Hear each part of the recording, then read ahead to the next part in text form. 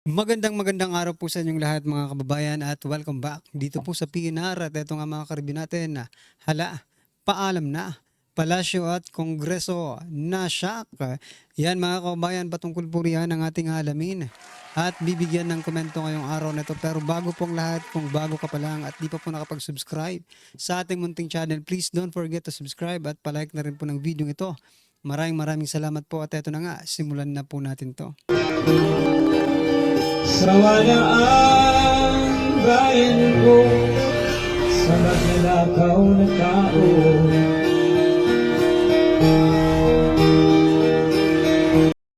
So yan mga kababayan, bago po natin muling i-play ang video ito, pasadahan po muna natin ang mga nagtitrending na mga balita dito po sa mundo ng social media. At unahin na nga po natin ito. Ito pong grabe, di ba kanina or kahapon mga kababayan, shinare ko po sa inyo yung technical staff na nagurgur di umano. Ng technical staff ng Kongreso ng House of Representatives, no, pinaiimbestigahan po ni Speaker Martin Romualdez, no, at sinasabi nga ng ating mga kabayan baka daw ay inside job yun dahil di ba baka marami nang alam yung technical staff kaya ginurgor. Yan ay opinion lang po yan ng ating mga kabayan, no.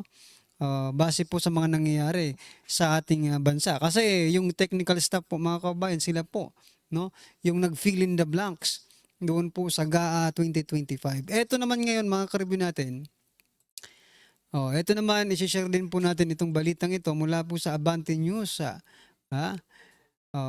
Romualdez ikinalulungkot pagpanaw ni Angat Representative Tamayo. Yan po itong nakaitim po mga kabayan. Siya po yung pumanaw. So, napaisip ako mga karibin, ito bilang isang mamamayan, ordinaryong Pilipino, bakit ganoon? Bakit palagi na, I mean, it's not palagi, di ba? Nagkakataon lang ba ito na nagugurgur talaga sila sa mga panahon ngayon? Di ba? Anyway, what I'm trying to point out mga karibin natin, wala kasi, dito kasi sa balitang ito mga kababayan, wala rin, hindi rin inilagay kung ano ba yung ikinamatay, ikinagurgur ng representative na ito, no? So kayo na lang ang bahala kung ano pong inyong isipin, but what I'm trying to point out dito mga kababayan, nagkataon lang ba?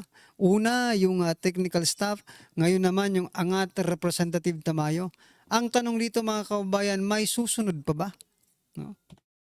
Na mga tongrista, na mga kongrista pala, mga kongresista, or galing, may magugurgur pa ba na mga galing dyan sa House of Representatives? O yan po ang tanong natin mga kababayan, sapagkat hindi natin lubos maisip na ito ay accidental, na nagkataon lang na, oops, teka lang, katatapos lang ng isa, eto na naman, may isa na naman, no? Anyway, ano po ang inyong masasabi dyan mga kababayan? I-comment nyo na lang po at eto, pasadahan po natin itong balita mula po sa ABS-CBN News mga kababayan. Ito po, sabi po dito, Crocodile Day noong June 17. Endangered species na ang mga buhaya kaya may nakaraang araw para isa-isip sila. Nako, sa palagay ko mali po kayo. Hindi po endangered sa mga species ng buhaya sapagkat parami nga sila ng parami dyan sa House of Crocodiles natin, di ba? House of Crocs. Parami po sila ng parami. Imbis na mababawasan ay mas lalo po silang dumami sa administrasyong ito, di ba? Ibig bang sabihin, season po ng mga buhaya ngayon? Kasi mas dumami po sila eh. Anyway, ano pong inyong masasabi dyan? Na-share ko lang mga kabayan kasi ito pong nag-post nito. Sabi po dito ay, it's your day today at House of Reps PH. Yan mga kabayan, no? Ano pong inyong masasabi dyan mga karibin natin? I-comment nyo na lang. At eto, pasadahan din po natin itong si Jose Castro. Sabi po dito ni Jose Castro, kung may nagsisisi man na naka-team up niya ang Pangulo, it's their loss, not the president's. No? Alam mo, Castro, mali ka. Mali ka sa sinasabi mong yan. Kabaliktaran na naman po yung kasi hindi naman po mananalo si former president, ay si si PBBM, no? Kung hindi siya nakitandem kay BP Sara. At yan ay aminin mo, Castro. Ha? Hmm. Hindi daw kawalan ni Pangulong Bongbong Marcos Jr. Ha? Yung nagsisisi na nakipag-team up sa kanya. Sino ba nakipag-team up sa kanya? Di ba si BP Sara lang? Ito ang pruweba natin kung kabaliktaran itong kung bakit nasasabi natin na kabaliktaran po itong sinasabi ni Castro.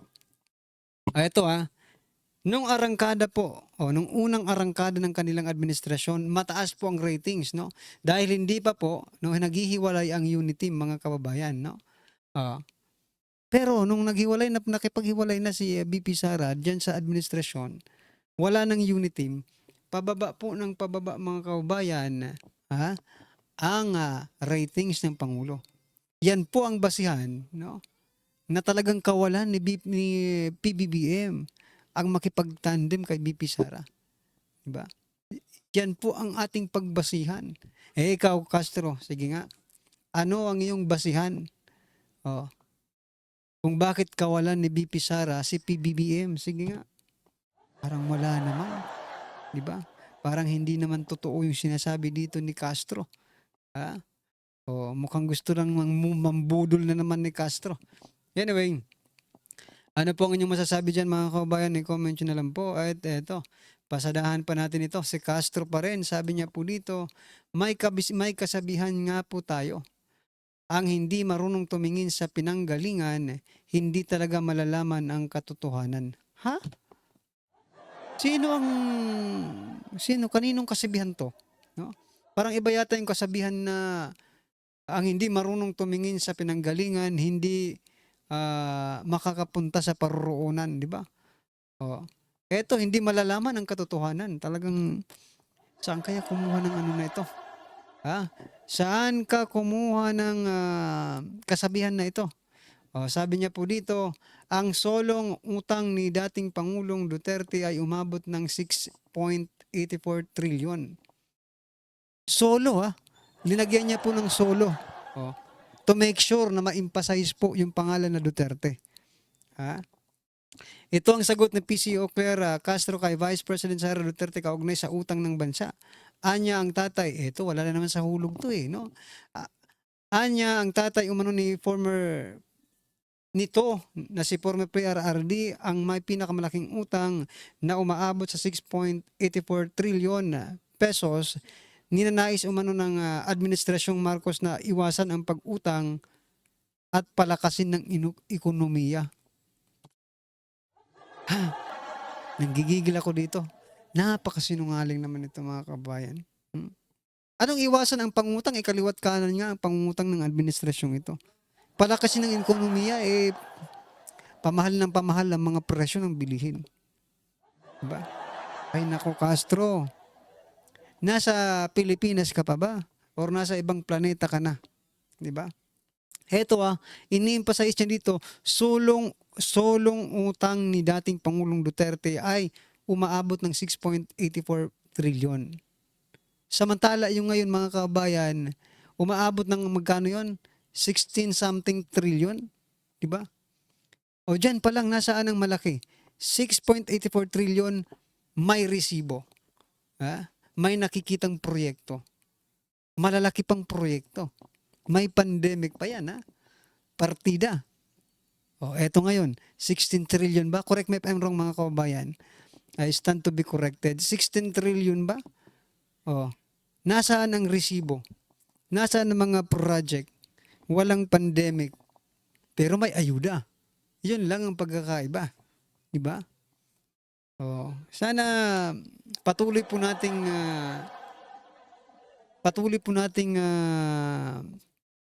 i-contradict, no? Patuloy po natin kontrahin ang mga sinasabi ni Castro sapagkat kung yan po ang paniniwalaan ng taong bayan, hindi kaya ito may tuturing na, sabagay, hindi naman may tuturing na fake news kasi nandyan yung figure, no? Nandyan yung figure, pero kung sasabihin niyang mas, di ba, mas mataas pa ang utang ng kanya ni former PRRD, yan ay fake news, mga kababayan. Ano ba? Hindi ko nga alam kung nandito pa ba ito sa Pilipinas o nasa ibang planeta na ito. Kung sinasabi niyang ang administrasyong Marcos ay iniiwasan ang pag-utang, fake news 'yan. Fake news po 'yan mga kabayan. Palakasin ng ekonomiya. Maybe fake news din ito. Kasi hindi naman ramdam ng taong bayan. Iwasan ang pangungutang, kaliwat kanan nga ang pangungutang ninyo di ba? Paulit-ulit lang tayo kasi nakakaano rin, nakaka-high blood din itong si Castro minsan, no? Anyway, mai-stress tayo dito kay Castro. O kayo, wag po kayong ma-stress kay Castro Isinishare lang po natin ito para at least yung ating mga kaubayan ay hindi po magpabudol ulit sa mga sinasabi nila. Alright? Ito pa mga karbi natin, Comelec. Ito si Garcia. Comelec naghain motion kaugnay sa second placer rule. Pinag-aralan ng Commission on Elections ang paghahain ng motion for reconsideration kaugnay sa bagong kautusan ng Korte Suprema na tinatawag na second placer rule.